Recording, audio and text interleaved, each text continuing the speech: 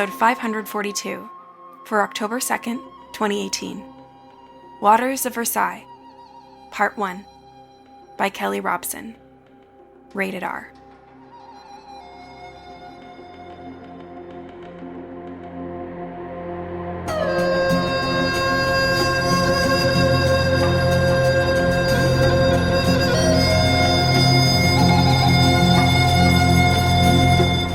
Hello, listeners, and welcome to PodCastle. I'm PodCastle co-editor and your host for the next couple weeks, Jen Albert. I'm so happy to share today's story with you. I first read Waters of Versailles a few years ago, around the time I started at PodCastle. Its coy charm, dry wit, and compelling sweetness I felt would work really well in audio, and be a great fit for our market. There was only one problem. It's a long story. In fact, it'd be almost 4 times the length of our usual episode. So when the escape artist started discussing recently the running of novella-length works over multiple weeks, I got really excited, and this was one of the first stories I thought about. I also knew immediately who I wanted to cast as narrator. PodCastle is very proud to present Part 1 of Waters of Versailles, written by Kelly Robson, originally published at Tor.com. Today's author is the inimitable Kelly Robson. Kelly is an award-winning short fiction writer. In 2018, her story A Human Stain won the Nebula Award for Best Novelette. And in 2016, her novella Waters of Versailles won the Prix Aurora Award. She has also been a finalist for the Nebula, World Fantasy, Theodore Sturgeon, John W. Campbell, and Sunburst Awards. In 2018, her time travel adventure, Gods, Monsters, and the Lucky Peach, debuted to high critical praise. After 22 years in Vancouver, she and her wife, fellow speculative fiction author A.M. Delamonica, now live in downtown Toronto. And I should mention, Kelly's going to be joining me in the host spot for Part 3 of this story, to talk nerdy about speculative fiction and discuss this novella and her other work. So make sure to catch that. Your reader today is one of our fan favorites, the very talented Heath Miller. Heath is an actor from far away who currently finds himself living on an island off the coast of Maine, with 2 cats, 1 human and 1 feline, an improbably fluffy dog, and 6 chickens. You can find his narration at audible.com, the Uncanny Magazine podcast, Beneath Ceaseless Skies, and elsewhere. For photos of aforementioned animals and other day-to-day minutiae, follow him on Twitter at VeryHeathMiller. So get ready to be transported back to the courts of Louis XV. Grab a glass of champagne and get comfy on your favorite throne, and enjoy the story. Waters of Versailles by Kelly Robson. Narrated by Heath Miller. 1. Sylvain had just pulled up Annette's skirts when the drips started. The first one landed on her wig, displacing a puff of rose-pink powder. Sylvain ignored it and leaned Annette back on the sofa. Her breath sharpened to gasps that blew more powder from her wig. Her thighs were cool and slightly damp. Perhaps her arousal wasn't feigned after all, Sylvain thought, and reapplied himself to nuzzling her throat. After 2 winters at Versailles, Sylvain was well acquainted with the general passion for powder. Every courtier had bowls and bins of the stuff in every colour and scent. In addition to the pink hair powder, Annette had golden powder on her face and lavender at her throat and cleavage. There would be more varieties lower down. He would investigate that in time. The second drip landed on the tip of her nose. Sylvain flicked it away with his tongue. Annette giggled. "Your pipes are weeping, monsieur." "It's nothing," he said, nipping at her throat. The drips were just condensation, an annoyance, but unavoidable when cold pipes hung above overheated rooms. The sofa squeaked as he leaned in with his full weight. It was a delicate fantasy of gilt and satin, hardly large enough for the 2 of them, and he was prepared to give it a beating. Annette moaned as he bore down on her. She was far more entertaining than he had expected, supple and slick. Her gasps were genuine now, there was no doubt, and she yanked at his shirt with surprising strength. A drip splashed on the back of his neck, and another a few moments later. He had Annette abandoned now, making little noises in the back of her throat as he drove into her. Another drop rolled off his wig, down his cheek, over his nose. He glanced overhead, and a battery of drips hit his cheek, each bigger than the last. This was a problem. The pipes above were part of the new run, supporting connections to the suites of 2 influential men, and at least a dozen rich ones. His workmen had installed the pipes just after Christmas. Even if they had done a poor job, leaks weren't possible. He had made sure of it. He gathered Annette in his arms and shoved her farther down the sofa, leaving the drips to land on the upholstery instead of his head. He craned his neck, trying to get a view of the ceiling. Annette groaned in protest and clutched his hips. The drips fell from a join, quick as tears. Something was wrong in the cisterns. He would have to speak with Leblanc immediately. "Sylvain?" Annette's voice was strained. It could wait. He had a reputation to maintain, and performing well here was as critical to his fortunes as all the water flowing through Versailles. He dove back into her, moving up to a galloping pace as drips pattered on his neck. He had been waiting months for this.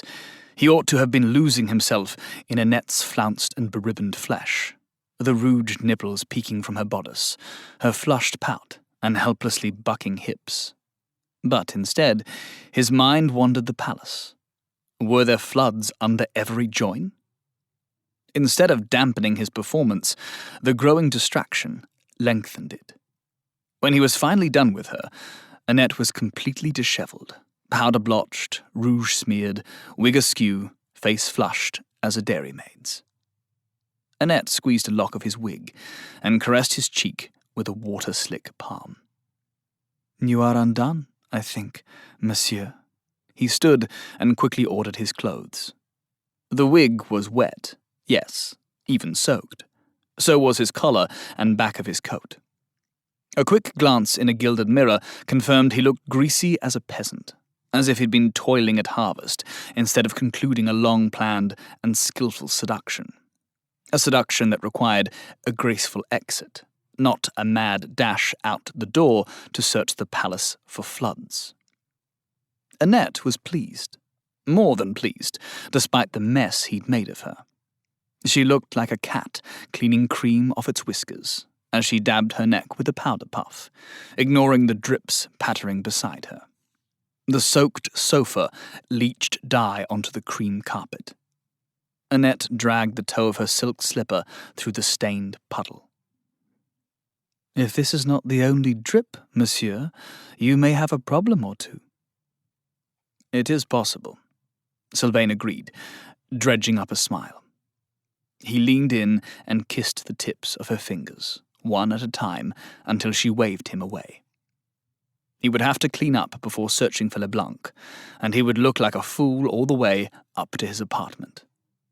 At least the gossips listening at the door would have an enduring tale to tell. 2. Sylvain ducked out of the marble halls into the maze of service corridors and stairs. Pipes branched overhead like a leaden forest. Drips targeted him as he passed, but there were no standing puddles, not yet. The little fish could turn the palace into a fishbowl if she wanted, Sylvain thought, and a shudder ran through his gut. The rooftop reservoirs held thousands of gallons, and Bull and Bear added new reservoirs just as fast as the village blacksmiths could make them. All through the royal wing, anyone with a drop of blood in common with the king was claiming priority over his neighbour, and the 100 or so courtiers in the north wing, less noble but no less rich and proud, were grinding their teeth with jealousy. Sylvain whipped off his soaked wig and let the drips rain down on his head one by one, steady as a ticking clock, as he strode down the narrow corridor. He ducked into a stairwell, no pipes above there, and scrubbed his fingers through his wet hair as he peeked around the corner. The drips had stopped. Only a few spatters marked the walls and floorboards. The little fish was playing with him. It must be her idea of a joke. Well, LeBlanc could take care of it. The old soldier loved playing nursemaid to the creature. Age and wine had leached all the man out of him, and left a sad husk of a wet nurse, good for nothing but nursery games. A maid squeezed past him on the stairs, and squealed as her apron came away wet. She was closely followed by a tall valet. Sylvain moved aside for him. "You're delivering water personally now, Monsieur de Guillerand." Sylvain gave the valet a black glare, and ran up the stairs, 2 at a time. The servants of Versailles were used to seeing him lurking in the service corridors, making chalk marks on walls and ceilings. He was usually too engrossed in his plans to notice their comments, but now he'd have to put an end to it. Annette de Arlaine was in the entourage of Comtesse de Malle, King Louis's matrice en titre, and Madame had more than a fair share of the king's time and attention, far more than his poor, ignored Polish queen. The next servant to take liberty with him would get a stiff rebuke, and remember he was an officer and a soldier who spent half the year prosecuting the king's claims on the battlefield. By the time Sylvain had swabbed himself dry and changed clothes, Bull and Bear were waiting for him. Their huge bulks strained his tiny parlour at the seams. "What is the little creature playing at?" Sylvain demanded. Bull twisted his cap in his huge hands, confused. Bear raised his finger to his nose and reached in with an exploratory wiggle. "Down in the cisterns," Sylvain spoke precisely. "The creature. The little fish. What is she doing?" "We was on the roof when you called, monsieur," said Bull, murdering the French with his raspy country vowels. "We've been bending lead all day," said Bear. "Long lead." "The little fish was singing at dawn. I heard her through the pipes," Bull added, eager to please. It was no use demanding analysis from 2 men who were barely more human than the animals they were named for. Bull and Bear were good soldiers, steady, strong, and vicious, but cannon fire had blasted their wits out. "Where is LeBlanc?" Bull shrugged his massive shoulders. "We don't see him, monsieur. Not for days." "Go down to the cellars, find LeBlanc, and bring him to me." The old soldier was probably curled around a cask in a carelessly unlocked cellar, celebrating his good luck by drinking himself into dust. But, even dead drunk, LeBlanc knew how to talk to the creature. Whatever the problem was, LeBlanc would jolly the silly fish out of her mood. 3. "Our well-beloved king is an extraordinary man," said Sylvain. "But even a man of his parts can only use one throne at a time." The Grand Chamberlain fluffed his stole like a bantam cock and lowered his hairy eyebrows. "The issue is not how the second throne will be used, but how quickly you will comply with the request. We require it today. Disappoint us at your peril." Sylvain suppressed a smile. If royalty could be measured by number of thrones, he was king of Europe. He had at least 24 in a village warehouse, their finely painted porcelain and precious mahogany fittings wrapped in batting and hidden in unmarked crates. Their existence was a secret. Even Bull and Bear kept close. To everyone else, they were precious, rare treasures that just might be found for the right person at the right price. The Grand Chamberlain paced the silk carpet. He was young, and though high-born, titled, and raised to the highest office, responsibility didn't sit well with him. He'd seen a battlefield or 2 at a distance, but had never known real danger. Those hairy brows were actually trembling. Sylvain could easily draw this out, just for the pleasure of making a duke sweat. But the memory of Annette's soft flesh made him generous. My warehouse agent just reported receiving a new throne. It is extremely fine. Berlin has been waiting months for it. Sylvain examined his fingernails. Perhaps it can be diverted. I will write a note to my agent. The Grand Chamberlain folded his hands and nodded, an officious gesture better suited to a grey-haired oldster. Such a throne might be acceptable. You will recall that installing plumbing is a lengthy and troublesome process. Even with the pipes now in place servicing the original throne, His Majesty will find the work disruptive. Installing the first throne had been a mess. Bear and Bull had ripped into walls and ceilings, filling the royal dressing room with the barnyard stench of their sweat. But King Louis had exercised his royal prerogative from the first moment the throne was unpacked, even before it was connected to the pipes. So it was an even trade. The king had to breathe workman's stench, and Bull and Bear had been regularly treated to the sight and scent of healthy royal bowel movements. The Grand Chamberlain steepled his fingers. Plumbing is not required, just the throne. I cannot imagine the royal household wants a second throne just for show. The Grand Chamberlain sighed. See for yourself. He led Sylvain into the cedar-scented guard-robe. A rainbow of velvet and satin cushions covered the floor. The toilet gleamed in a place of honour, bracketed by marble columns. Something was growing in the toilet bowl. It looked like peach moss. The moss turned its head. 2 emerald eyes glared up at him. Minu has been offered a number of other seats, but she prefers the throne. The Grand Chamberlain looked embarrassed. Our well-beloved king will not allow her to be disturbed. In fact, he banished the courtier who first attempted to move her. The cat hissed, its tiny ivory fangs yellow against the glistening white porcelain. Sylvain stepped back. The cat's eyes narrowed with lazy menace. A wide water drop formed in the bend of the golden pipes above the toilet. The drop slid across the painted porcelain reservoir and dangled for a few heartbeats. Then it plopped onto the cat's head. Minu's eyes popped wide as saucers. Sylvain spun and fled the room, heart hammering. The Grand Chamberlain followed. Send the second throne immediately. This afternoon, at the latest. The request was punctuated by the weight of gold as he discreetly passed Sylvain a pouch of coins. Certainly, Sylvain said, trying to keep his voice steady.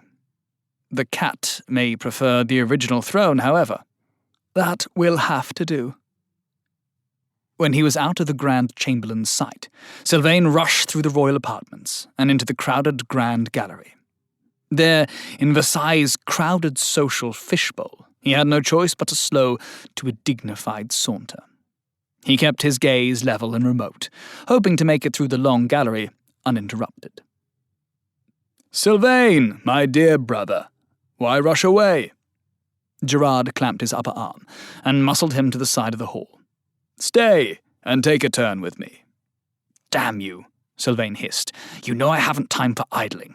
Let me go. Gerard sniggered. Don't deprive me of your company so soon. Sylvain had seen his friend, the Marquis de la Chasse, in every imaginable situation. Beardless and scared white by battle-scarred commanders, on drunken furlough, in peat-stinking country taverns, wounded, bloody, and clawing battlefield turf. They had pulled each other out of danger 100 times, nearly as often as they'd goaded each other into it. Gerard's black wig was covered in coal dark powder that broadcast a subtle, musky scent. The deep plum of his coat accentuated the dark circles under his eyes and the haze of stubble on his jaw. Sylvain pried his arm from Gerard's fist and fell into step beside him. At least there were no pipes overhead, no chance of a splattering. The gallery was probably one of the safest places in the palace. He steered his friend toward the doors and prepared to make his escape. Gerard leaned close. "Tell me the good news. Can it be done?" "My answer hasn't changed." Gerard growled, a menacing rumble deep in his broad chest. "I've heard that noise on the battlefield, Gerard," Sylvain said. "It won't do you any good here." "On a battlefield, you and I are on the same side. But here you insist on opposing me." Sylvain nodded at the Comte de Tess. The old man was promenading with his mistress, a woman young enough to be his granddaughter, and the two of them were wearing so much powder that an aura of tiny particles surrounded them with a faint pink glow. The Comte raised his glove. "I wonder," said the Comte loudly, as if he were addressing the entire hall. "Can Sylvain de Guillerand only make plain water dance? Or does he also have power over the finest substances? Champagne, perhaps?" "Ingenuity has its limits, but I haven't found them yet." Sylvain let a faint smile play at the corners of his mouth. "Surely our beloved king's birthday would be an appropriate day to test those limits. Right here, in fact, in the centre of the Grand Gallery. What could be more exalted?" Sylvain had no time for this. He nodded assent, and the Comte strolled on with an extra bounce in his step, dragging his mistress along by the elbow. The doors of the Grand Gallery were barricaded by a gang of nuns, who gaped up at the gilded and frescoed ceiling like baby sparrows in a nest. Sylvain and Gerard paced past. "Don't seem to understand," Gerard said. "Pauline is desperate. It's vulgar to talk about money, but you know I'll make it worth your effort. Ready cash must be a problem. Courtiers rarely discharge their obligations." "It's not a question of money or friendship. The North Wing roof won't hold a reservoir. If the king himself wanted water in the North Wing, I would have to refuse him." "Then you must reinforce the roof." Sylvain sighed. Gerard had never met a problem that couldn't be solved by gold or force. He couldn't appreciate the layers of influence and responsibility that would have to be peeled back to accomplish a major construction project like putting reservoirs on the North Wing. "Pauline complains every time she pisses," said Gerard. "Do you know how often a pregnant woman sits on her pot? And often she gets up in the night. The smell bothers her. No matter how much perfume and rose water she applies, no matter how quickly her maid whisks away the filth, Pauline won't stop asking. I will have no peace until she gets one of your toilets. Sleep in a different room. Cold, lonely beds are for summer. In winter, you want a warm woman beside you. Isn't your wife intimate with the Marquise de Coupagny? I hear she keeps a rose bower around her toilet. Go stay with her." "The Marquise told my wife that she does not cater to the general relief of the public, and their intimacy has now ended in mutual loathing. This is what happens when friends refuse each other the essential comforts of life. I'll provide all the relief you need if you move to an apartment the pipes can reach." "Your ingenuity has found its limits then, despite your boasts. But your pipes reached a good long way yesterday. I hear it was a long siege. How high were the Darlane battlements?" "You heard wrong. Annette Darlane is a virtuous woman." "Did she tell you the king's mistress named her toilet after the queen? Madame pisses on Polish Mary. Pauline is disgusted. She asked me to find out what Annette Darlane says." 2 splashes pocked Sylvain's cheek. He looked around wildly for the source. "Tears, my friend." Gerard dangled his handkerchief in front of Sylvain's nose. "Annette is pretty enough, but her cunt must be gorgeous." Sylvain ignored his friend and scanned the ornate ceiling. The gilding and paint disguised stains and discolorations, but the floors overhead came to light if you knew where to look. There, a fresh water stain spread on the ceiling above the statue of Hermes. A huge drop formed in its gleaming centre. It grew, dangled like a jewel, and broke free with a snap. It bounced off the edge of a mirror, shot past him, then ricocheted off a window, and smacked him on the side of his neck, soaking his collar. Sylvain fled the grand gallery, like a rabbit panicking for its burrow. He ran with no attention to dignity, stepping on the lace train of one woman, raking through the headdress feathers of another, shoving past a priest, setting a china vase rocking on its pedestal. The drone of empty conversation gave way to shocked exclamations as he dodged out of the room into one of the old wing's service corridors. He skidded around a banister into a stairwell. Water rained down, slickening the stairs as he leapt 2 and 3 steps at a time. It spurted from joins, gushed from welded seams, and sprayed from faucets as he passed. The narrow corridors leading to Sylvain's apartment were clogged with every species of servant native to the palace. The ceiling above held a battery of pipes, the main limb of the system Bull and Bear had installed 2 years before.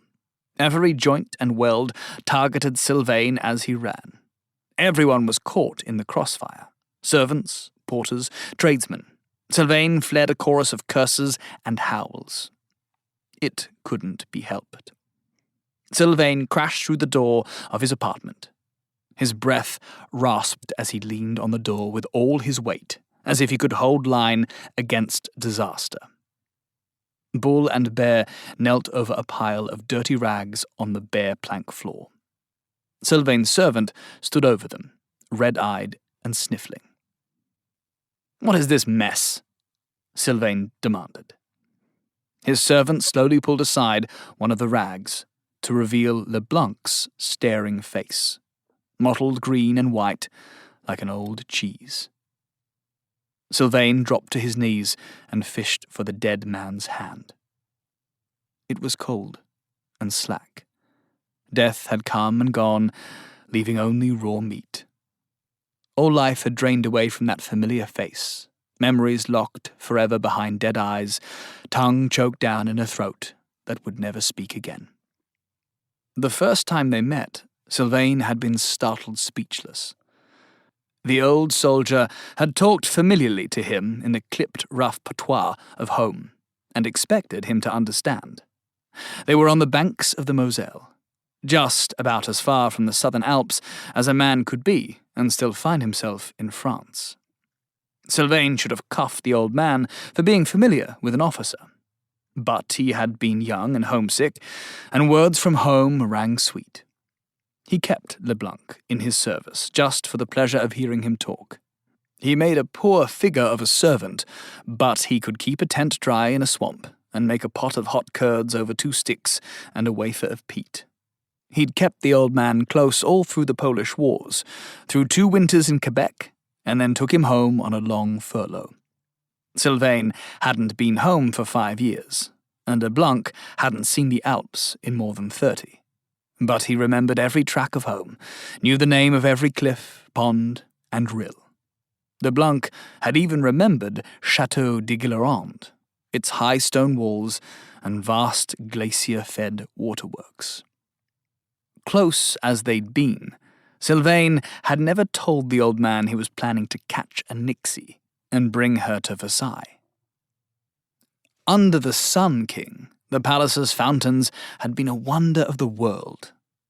Their state of disrepair under Louis XV was a scandal bandied about and snickered over in parlours from Berlin to Naples. Sylvain knew he could bring honour back to the palace and enrich himself in the bargain.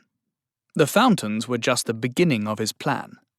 There was no end to the conveniences and luxuries he could bring to the royal blood and courtiers of Versailles with a reliable, steady flow of clean, pure water. She'd been just a tadpole. Sylvain had lured her into a leather canteen and kept her under his shirt, close to his heart, during the 2 weeks of steady, hard travel it took to get from home to Versailles. The canteen had thrummed against his chest, drumming in time with hooves or footsteps, or even the beating of his heart, turning any steady noise into a skeleton of a song. It echoed the old rhythms, the tunes he heard shepherds sing beside the high mountain rills as he passed by, rifle on his shoulder, tracking wild goats and breathing the sweet, cold, pure alpine air. Sylvain had kept her a secret, or so he'd thought. The day after they arrived at Versailles, he'd snuck down to the cisterns, canteen still tucked under his shirt. A few hours later, Leblanc had found him down there, frustrated and sweating, shouting commands at the canteen, trying to get her to come out and swim in the cisterns. "What you got there ain't animal nor people," Leblanc had told him. "Kick a dog, and he'll crawl back to you and do better next time. A soldier obeys to avoid the whip and the noose, but that little fish has her own kind of mind." Sylvain had thrown the canteen to the old man and stepped back. Leblanc cradled it in his arms like a baby. "She don't owe you obedience like a good child knows it might. She's a wild creature. If you don't know that, you know nothing." Leblanc crooned a lullaby to the canteen, tender as a new mother. The little fish had popped out into the cistern pool before he started the second verse, and he had her doing tricks within a day. Over the past 2 years, they'd been nearly inseparable. "Ah, old Leblanc. What a shame." Gerard stood in the doorway, blocking the view of the Gurkhas in the corridor beside him. "A good soldier. He will be much missed." Sylvain carefully folded Leblanc's hands over his bony, cold breast. Bull and Bear crossed themselves as Sylvain drew his thumb and finger over the corpse's papery eyelids. Gerard shut the door, closing out the gathered crowd. Sylvain tried to ignore the prickling ache between his eyes, the hollow thud of his gut. "Sylvain, my dear friend, do you know you're sitting in a puddle?" Sylvain looked down. The floor under him was soaked. Bull dabbled at the edge of the puddle with the toe of his boot, sloshing a thin stream through the floorboards, while Bear added to the puddle with a steady rain of tears off the tip of his ratted beard. "I don't pretend to understand your business," said Gerard, "but I think there might be a problem with your water pipes." Sylvain barked a laugh. He couldn't help himself. A problem with the pipes. Yes, and it would only get worse. 4. Sylvain had rarely visited the cisterns over the past 2 winters. There had been no need. The little fish was Leblanc's creature. The two of them had been alone for months, while Sylvain fought the summer campaigns, and through the winter, Sylvain had more than enough responsibilities above ground, renovating and repairing the palace's fountains, planning and executing the water systems, and most importantly, doing it all while maintaining the illusion of a courtly gentleman of leisure, attending levees and soirees, dinners and operas. Versailles was the wonder of the world, the richest palace filled with the most cultivated courtiers, each room containing a ransom of art and statuary, the gardens rivaling heaven with endless fountains and statuary. The reputation it had gained at the height of the Sun King's reign persisted, but close examination showed a palace falling apart at the seams. Sylvain had swept into Versailles and taken the waterworks for his own. He had brought the fountains back to their glory, making them play all day and all night for the pleasure of Louis the Well-Beloved, something even the Sun King couldn't have claimed. The tunnel to the cisterns branched off the cellars of the palace's old wing, part of the original foundations. It had been unbearably dank when Sylvain had first seen it years before. Now it was fresh and floral. A wet breeze blew in his face, as though he was standing by a waterfall, the air pushed into motion by the sheer unyielding weight of falling water. The nixie's mossy nest crouched in the centre of a wide stone pool. The rusted old pumps sprayed a fine mist overhead. The water in the pool pulsed, rising and falling with the cadence of breath. She was draped over the edge of her nest, thin legs half submerged in the pool, long, webbed feet gently stirring the water. The little fool didn't even know enough to keep still when pretending to sleep. He skirted the edge of the pool, climbing to the highest and driest of the granite blocks. Dripping moss and ferns crusted the grotto's ceiling and walls. A million water droplets reflected the greenish glow of her skin. "You there!" he shouted, loud enough to carry over the symphony of gushes and drips. "What are you playing at?" The nixie writhed in the moss. The wet glow of her skin grew stronger, and the mist around her nest thickened until she seemed surrounded by tiny lights. She propped herself on one scrawny elbow and dangled a hand in the pool.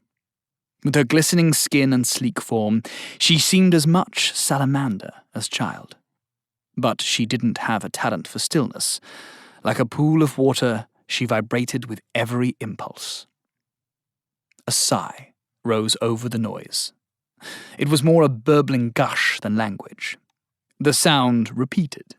It was no French word, but something like the mountain patois of home. He caught the meaning after a few more repetitions.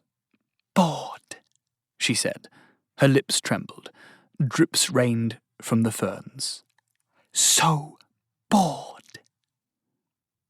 "You are a spoiled child," he said in court French. She broke into a grin, and her big milky eyes glowed at him from across the pool. He shivered. They were human eyes, almost, and in that smooth amphibian face they seemed uncanny. Dark salamander orbs would have been less disturbing. "Sing," she said. "Sing a song." "I will not."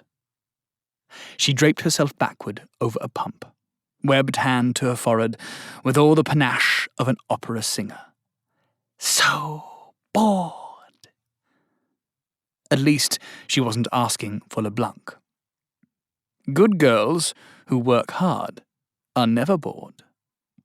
A slim jet of water shot from the pump. It hit him square in the chest. She laughed, a giddy burble. "I got you." Don't react, Sylvain thought, as the water dripped down his legs. Yes, you got me. But what will that get you in the end? Some good girls get presents. If they try hard enough. Would you like a present? Her brow creased as she thought it over. "Maybe," she said. Hardly the reaction he was hoping for, but good enough.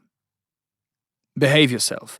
No water outside of the pipes and reservoirs.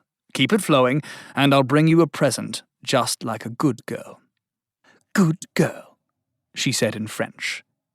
"But what will that get you in the end?" She was a decent mimic. Her accent was good, but she was like a parrot, repeating everything she heard. "A nice present. Be a good girl." "Good girl," she repeated in French. Then she reverted back to mountain tongue. "Sing a song." "No. I'll see you in a few days." Sylvain turned away, relief blossoming in his breast. "LeBlanc, sing a song?" she called after him. There it was. Stay calm, he thought. Animals can sense distress. Keep walking. "LeBlanc is busy," he said over his shoulder.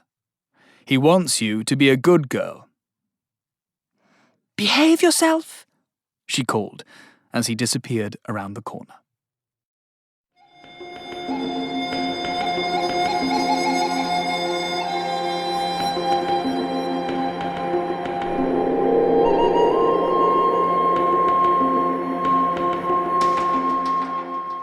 welcome back! I just love the beginning of this story. From that illicit and memorable first scene, to the frank and funny discussions of courtly bowel movements, to the scene featuring the impish little Nixie, who's just so compelling she steals the show. Make sure to tune into the next episode for part 2 of this story. On behalf of everyone at PodCastle, our audio engineer Peter Behravesh, our forum moderator Atikat, assistant editor and host Setsu Uzume, and your co-editors Khalida Muhammad Ali and myself, Jen Albert, along with all of our associate editors, Ace Ratcliffe, Aidan Doyle, Arun Jiwa, Craig Jackson, Devin Martin, Ebony Dunbar, Eleanor Wood, Elora Gatz, Hamilton Perez, Julia Patt, Crystal Claxton, and Matt Dovey, thanks for letting us share another story with you. We'll be back next episode with part 2 of Waters of Versailles, to be concluded the episode after. And if you're hurting for more weird and wonderful fiction, you're in luck. One of our favorite podcasts, the Drabblecast, is returning. And here's the man himself, Norm Sherman, to share a few words on its relaunch. Hey there, PodCastle. Norm Sherman here, former editor and host of Escape Pod, sometimes narrator for the more out there of PodCastle stories. I also happen to be host and editor of a free weekly but currently on hiatus short story podcast called the Drabblecast, which was my main gig, actually, as some of you might know as fans. The Drabblecast, as our tagline says, brings strange stories by strange authors to strange listeners, such as yourself. Weird fiction across all genres, really, including fantasy. Plenty of fantasy. And much like PodCastle, we too have a pretty broad take on what counts as fantasy. And guess what, folks? We are bringing the Drabblecast out of hiatus. At least we hope to, with your help. We have a huge Kickstarter going on right now to bring the Drabblecast back, and it's called The Drabblecast Reborn. And you can find a link to our Kickstarter if you truly look inside your heart, or decide to look down at the episode show notes this week and click the link. Or you can search Drabblecast Reborn on Kickstarter or Google, or just ask random people on the street. Take a gander at all the fantasy world-building Drabblecast has got going in the works, a world of weird fiction that we can make happen with your help. That's right, Halfling. You alone have been chosen by the Council of 12 to journey into the dark and mountainy side of the map, usually located down at the far bottom right, from whence our Kickstarter rises from the lava-filled earth, so that you may toss in your pledge and receive many an awesome reward backing in return. In fact, if you do decide to become a Drabblecast Reborn Kickstarter backer, type in "Hear from PodCastle" when asked for your referral, and get you a special PodCastle-friendly mystery gift thrown in just for being awesome and for coming all the way down here from the sloping green hills of the top left side of the map. That's Drabblecast Reborn on Kickstarter, folks. Find us, click us, back us, and be crowned accordingly. Looking forward to connecting, PodCastle. Norm out.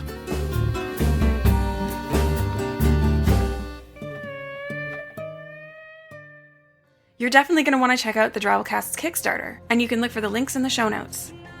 And as for us, we'll be back next episode with part 2 of Waters of Versailles, to be concluded the week after. Until then, this is Jen Albert, reminding you to keep your pipes in good working order and keep your sprites entertained.